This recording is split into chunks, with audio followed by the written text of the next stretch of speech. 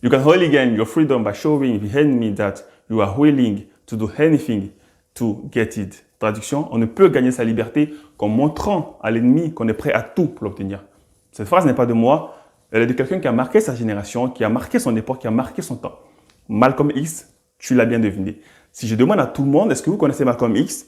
95% me diront oui, parce qu'on l'a vu sur une image, on l'a vu sur des vidéos. Certains me diront qu'ils connaissent une partie de son histoire. En tout cas, ce qu'on a bien voulu vous faire croire.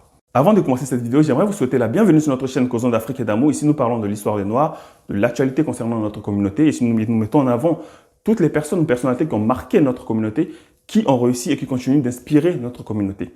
Notre mission principale est de permettre à notre communauté de retrouver la conscience historique et de regagner confiance en elle.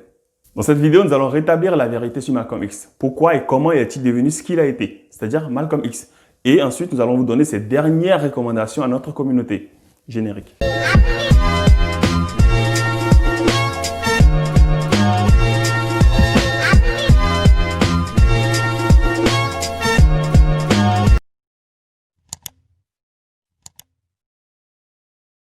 Fils d'un charpentier prêcheur, Malcolm Little, de son vrai nom, naît en 1625 à Alabama, aux États-Unis.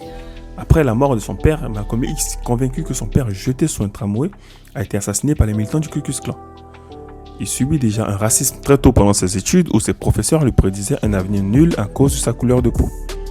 Il est emprisonné à 21 ans pour des faits de délire mineurs et durant son séjour en prison, il se passionne pour l'histoire et découvre Nation of Islam, une organisation politico-religieuse prônant un nationalisme afro-américain. À sa sortie de prison en 1952, Malcolm Little prend le nom de Malcolm X en rejet du nom Little qui était celui du maître d'un de ses ancêtres esclaves. Il devient un activiste de l'organisation Nation of Islam, marqué par un nationalisme noir et la protection des droits des Noirs. Il est apprécié pour ses qualités d'orateur et rapidement devient le porte-parole de l'organisation. Il prêche le nationalisme noir et défend l'idée de la création d'une république noire indépendante au sein des États-Unis. En 1964, en froid avec le leader de Nation of Islam, Elijah Muhammad, Malcolm X quitte l'organisation et fonde sa propre organisation appelée Organisation pour l'unité afro-américaine. Un mouvement politique non religieux faisant de l'unité noire sa priorité. Il affirmait clairement son rejet du capitalisme et de l'impérialisme et n'a pas hésité à faire la rencontre de Che Guevara et d'autres défenseurs des opprimés. Lors de l'assassinat de Patrice Lumumba, Malcolm X fut l'un des premiers à demander à ce que soient mis sur le banc des accusés les États-Unis d'Amérique. Il prônait l'autodéfense des Noirs face à la barbarie que subissaient les Afro-Américains sans que le gouvernement ne réagisse. Il n'hésitait pas à dénoncer au sein de la communauté ceux qu'il qualifiait de nègres de maison qui le combattaient en l'accusant de raciste anti-blanc, ce qui n'était clairement pas le cas.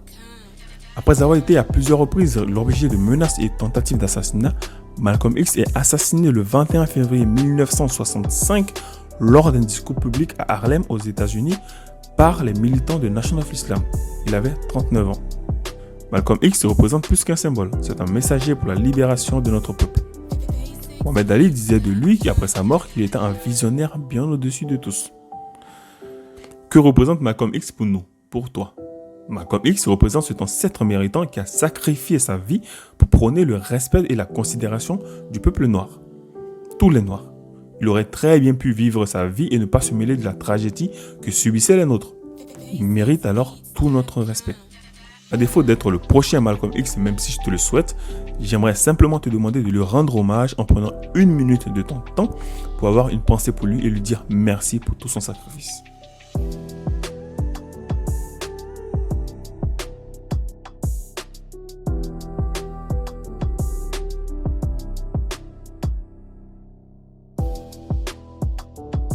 J'espère que cette vidéo t'aura plu. En tout cas, moi, j'ai pris un maximum de plaisir à la réaliser.